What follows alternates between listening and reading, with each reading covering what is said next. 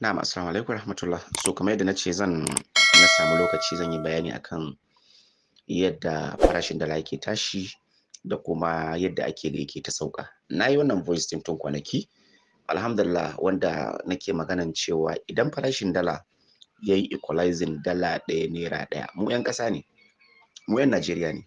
Kayayyakin masarufi in har za su sauka, a samu jin daɗi a Najeriya, a samu zaman lafiya, a samu conducive environment saboda wannan saukan dala, babu abin da muke bukata bayan haka. Za mu yi ta addu'a ka'in da na'in wurin mu ga dala ta sauka. Saboda ƙasar mu shine number one priority, shine number one consideration. Ƙasar mu shine, mu 'yan ƙasa ne, wannan ƙasa ta mu ita ce uwar mu, ita ne uban mu 'ya'yanta ne. So as long as akwai Najeriya, to akwai 'yan Najeriya. As long as babu Najeriya, babu 'yan Najeriya. So dole mu yi ƙoƙari mu dafa wa duk wani abin da zai kankaro integrity Najeriya economically, socially, ko ma ta wani ɓangare.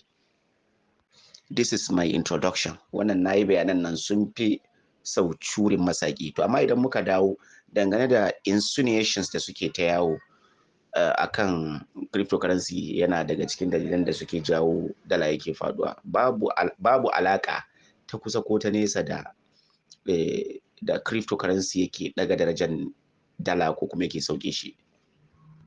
Na yi wannan bayanin tun ba yau ba, maimaici kawai dan yi. Idan aka ce cryptocurrency shi yake jawo dala yake tashi, abin da za a fara dubawa shine cryptocurrency shi yake da dala da zai daga dala ya rinka sauke shi? Ba shi yake da dala ba. Su waye masu dala nan? United States of America. Idan muka duba tun farko, United States of America sun ci gaba da buga dala ko kuma ba su ci gaba da buga dala ba?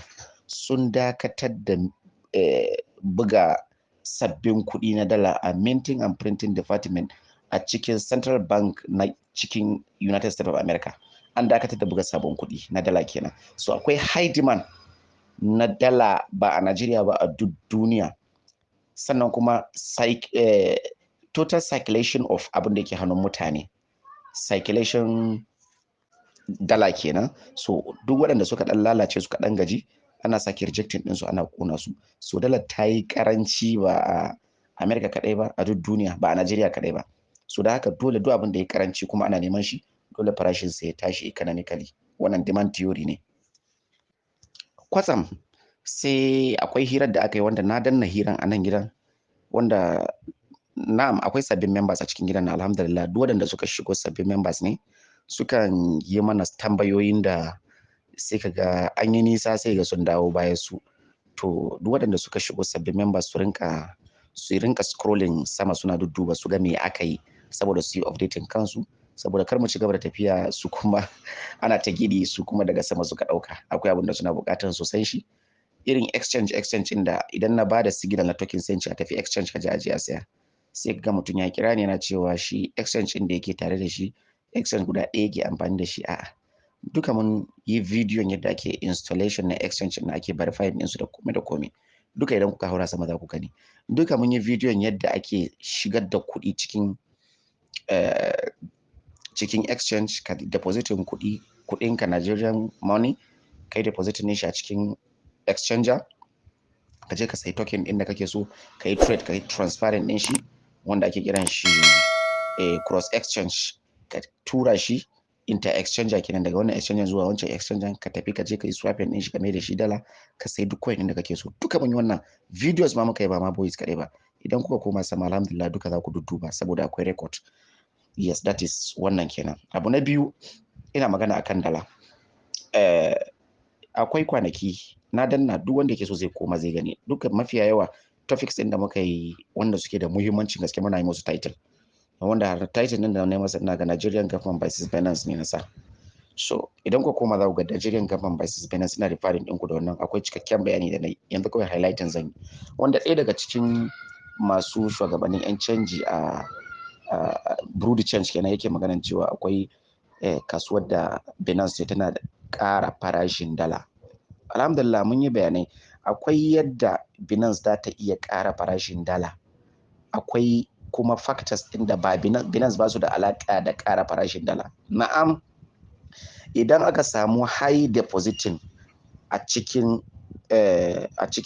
Binance, tunda Binance merchant ɗinta ne, ma'ana vendors waɗanda suke sayan dala su suke aiki a cikin Binance, shiga da fitarwa, ba wai asalin hukumomin Binance bane, a su merchant ɗin nan sun yi register da Binance ta ba su license, suke musu aiki, Binance tana biya su, sannan kuma suna cire charges ɗinsu.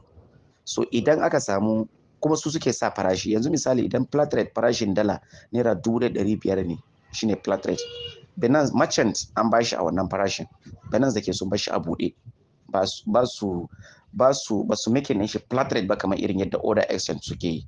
Akwai order exchange sun yi making ɗin shi flat rate.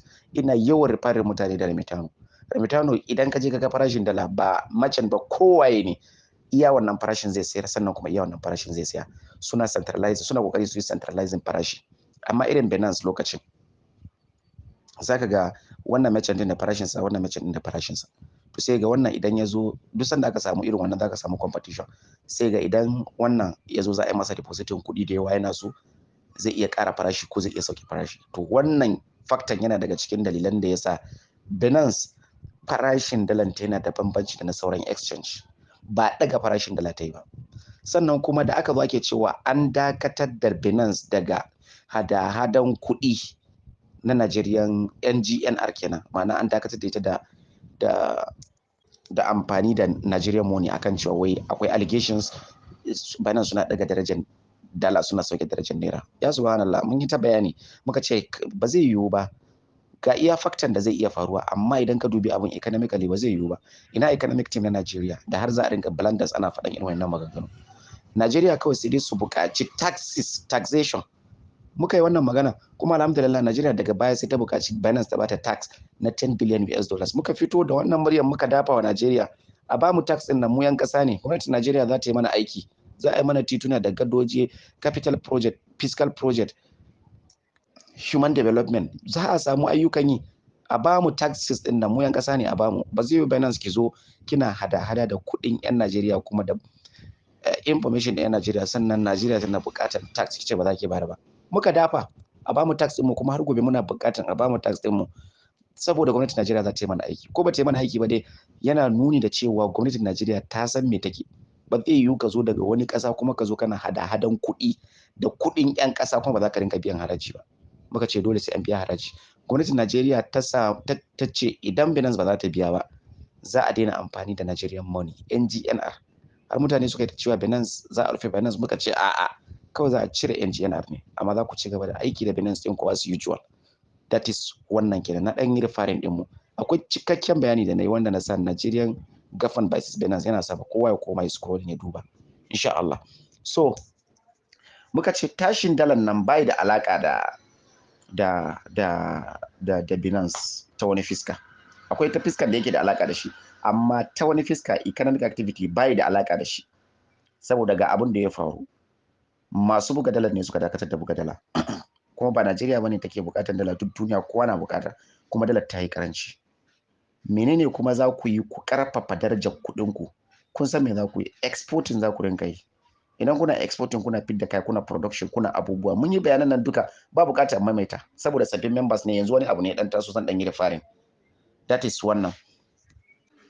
To da aka yi haka aka dakatar da Binance, sai wani ya kira ne yake gaya min cewa farashin dala fa yanzu ya faɗo, don haka yanzu gashi nan kun gani Binance ne suke karawa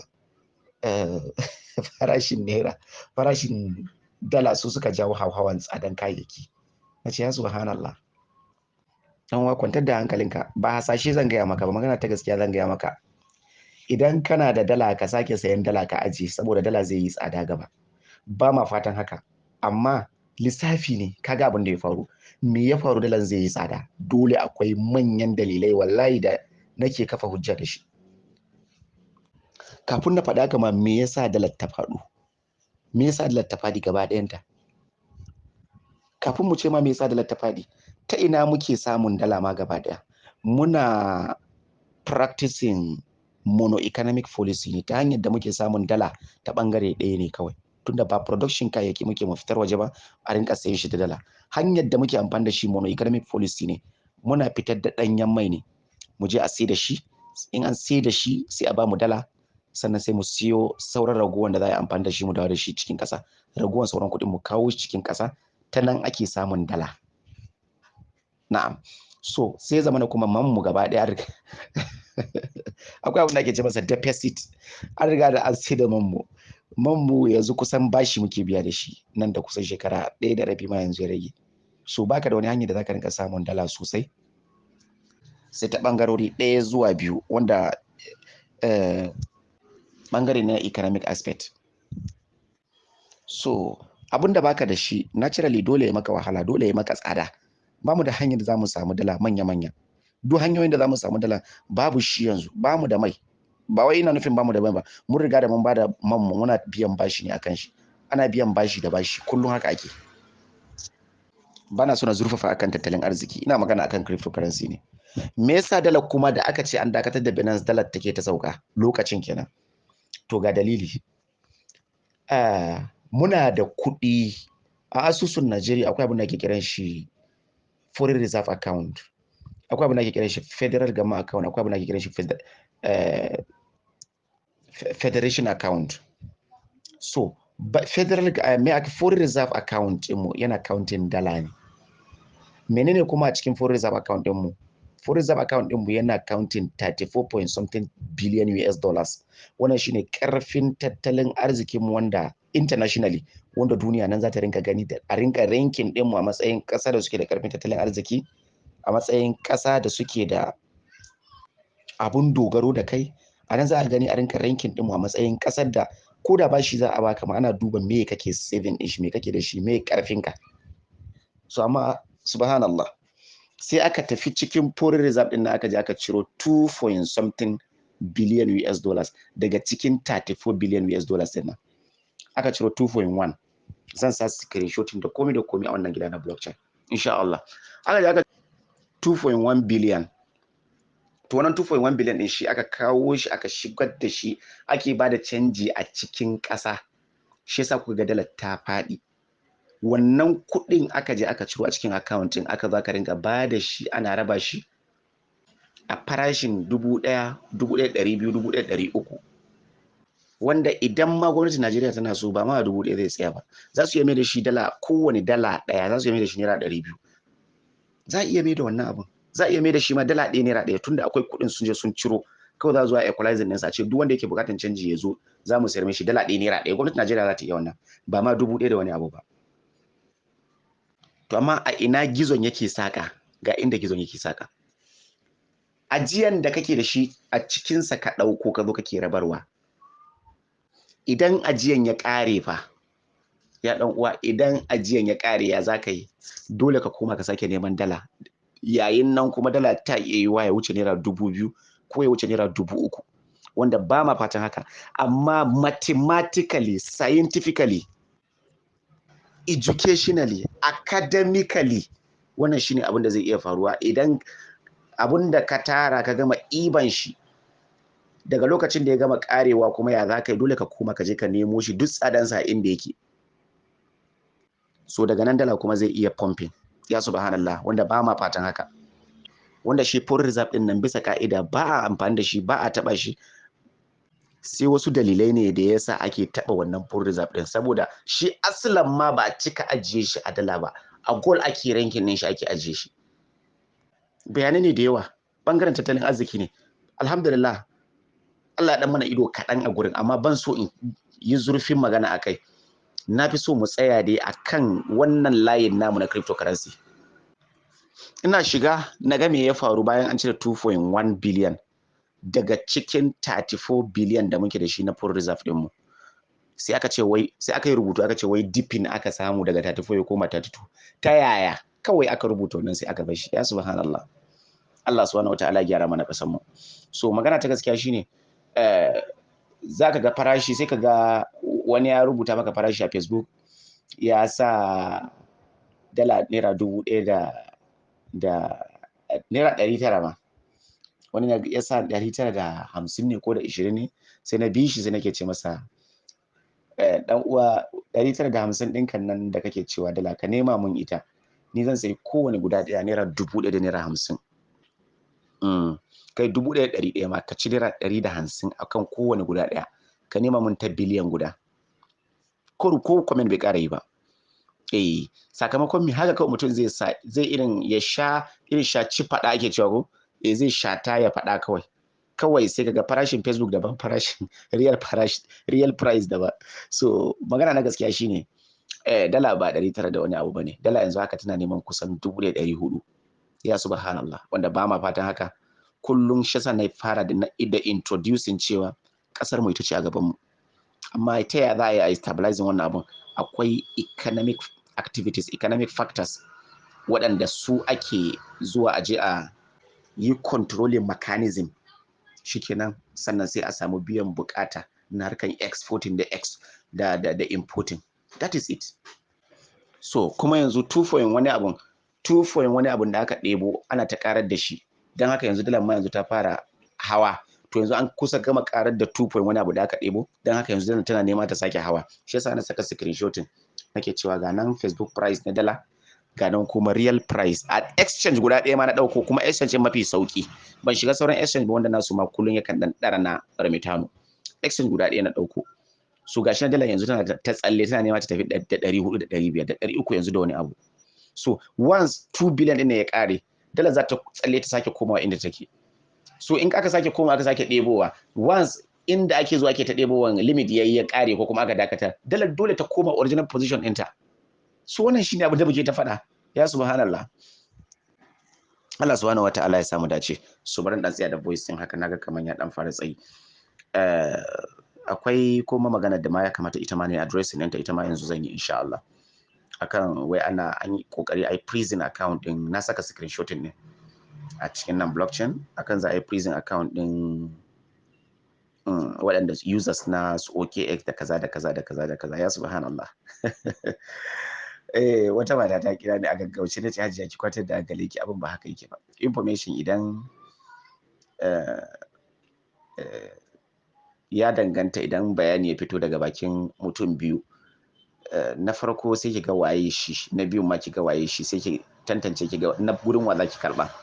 Idan bayani ya fito daga bakin sarkin gari gaba daya, ya ce za a yi abu kaza, to ka san dole abun nan zai iya yiwuwa. Idan bayani ya fito daga gurin kuma mafi kaskantar daraja a gari, ya ce zai yanke hukunci a gari gaba daya, su kaga abu ne wanda za a kama hankali ba. Wannan bayanin gaskiyar magana is discarded, ba bayani bane, is baseless, saboda na bi bayanan ciki da waje. Har yanzu shi yasa ma ban yi bayani akai ba cikakke, saboda na bi tushen bayani inda